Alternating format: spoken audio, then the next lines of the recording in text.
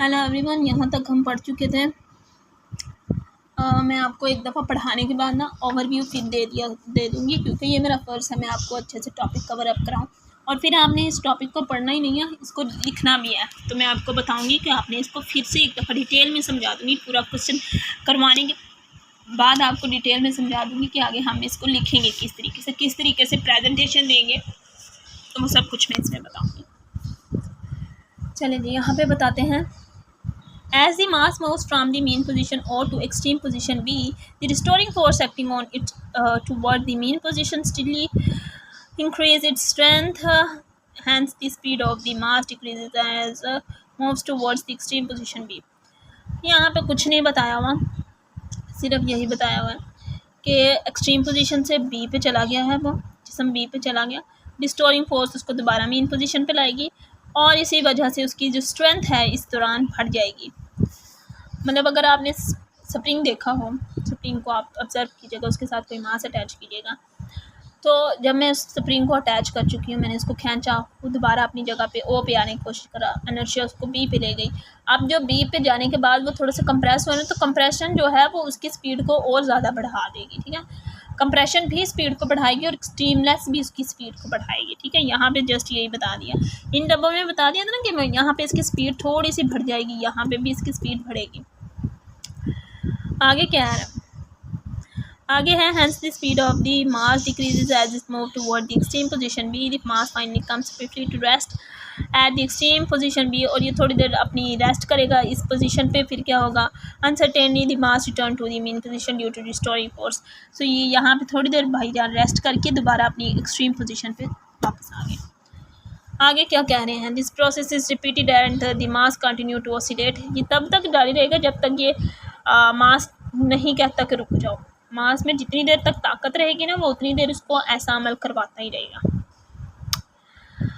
Back and forth about the mean position, such motion of mass attached to a spring on a horizontal frictionless surface is called a simple harmonic motion. अब यहाँ पे ही उन्होंने बता दिया कि जो spring के साथ फ्रिक्शनलेस सरफेस पे बनेगा उसको सिंपल हार्मोनिक मोशन का कह दिया।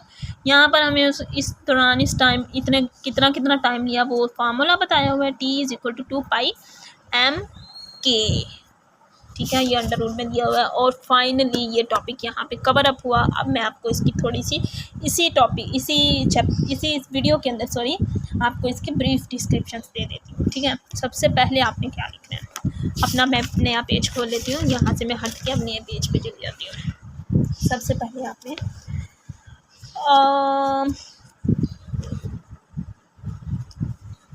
पहले आपने यहाँ पर ये वाली जो डेफिनेशन है ना, ये वाली डेफिनेशन आप कैसे लिखोगे मैं आपको बताती हूँ। यहाँ पर आप सिंपल SHM की डेफिनेशन यहाँ से लिखोगे, the motion of a mass attached to a spring on a horizontal frictionless surface is known as such. Okay, ये फर्स्ट डे आपने डेफिनेशन लिखी। आगे बढ़ेंगे, सो यहाँ पर आप एग्जाम्पल की हेडिंग दे लेना। फर्स्टली आपने SHM की डेफिनेशन लिखनी है, फर्स्ट हेडिंग ये, और यहाँ पे ये वाली जो हेडिंग है ना, ये वाली डेफिनेशन ये लिख देनी है आपने। ये वाली डेफिनेशन आपने इतनी सी लिखने के बाद आपने नेक्स्ट पढ़ना है, तो यहाँ पे एग्जाम्पल देनी है। नेक्स्ट हेडिंग क्या है, एग्जाम्पल। सो एग्जाम्पल देनी है हमने स्प्रिंग सिस्टम। ठीक है, स्प्रिंग सिस्टम जो है वो हमने हेडिंग दे देनी है। फिर हम क्या लिखेंगे, यहाँ पर हुक्स लॉ।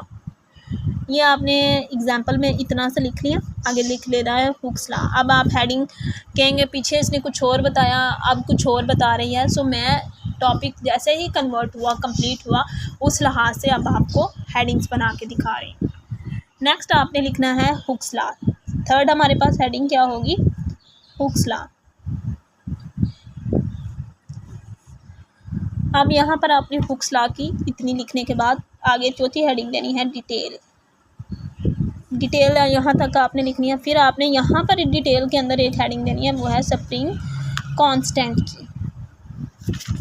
यहाँ पर आपने नेक्स्ट हेडिंग देनी है स्प्रिंग कांस्टेंट की। फिर हम हेडिंग देंगे वैल्यू ऑफ के की वैल्यू की हेडिंग देंगे। फिर हमने यहाँ से ये सारा लिखने के बाद यहाँ पे नेगेटिव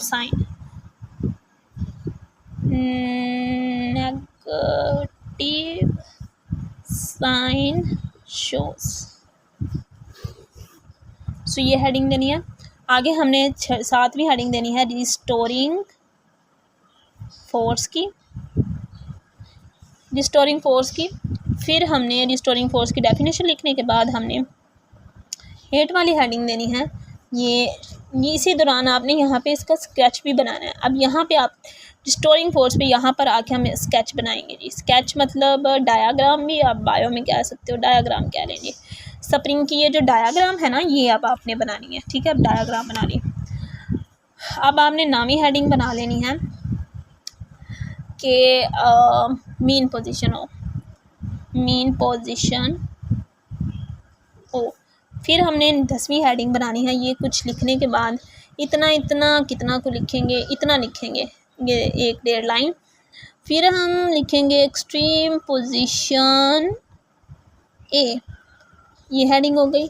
नेक्स्ट हमने बताना है रिस्टोरिंग फोर्स की heading, restoring force applied on ये वाली पोजीशन है, ये हेडिंग बनाएंगे और ये सब इसके अंदर लिखेंगे, ठीक है। अब यहाँ पर हमने 12वीं हेडिंग बनानी है इनर्शिया, इनर्शिया, ठीक है। नेक्स्ट हेडिंग क्या है, इनर्शिया। फिर थोड़ा सा नीचे लेके जाती हूँ, ज़्यादा ही ऊपर कर लिया। इसके बाद हम हेडिंग बनाएंगे, यहाँ पे इनर्शिया नोर्शिया लिख लिया। अब हम जो 13 वाली हेडिंग बनाएंगे वो यहाँ पर बनाएंगे position, extreme position B, extreme position B, extreme position B की हेडिंग देंगे। और फिर बताएंगे यहाँ पर ये सारा एक्सट्रीम पोजीशन बी के अंदर लिख रहे हैं। इसके बाद हम यहाँ पे ज़्यादा कुछ नहीं लिखेंगे, आगे हम टाइम पीरियड बता देंगे। 14 वाली हेडिंग बनाएंगे हम टाइम पीरियड, और that's all your question is complete. और यही हमारा सारे का सारा क्वेश्चन है। होपफुली समझ आई होगी।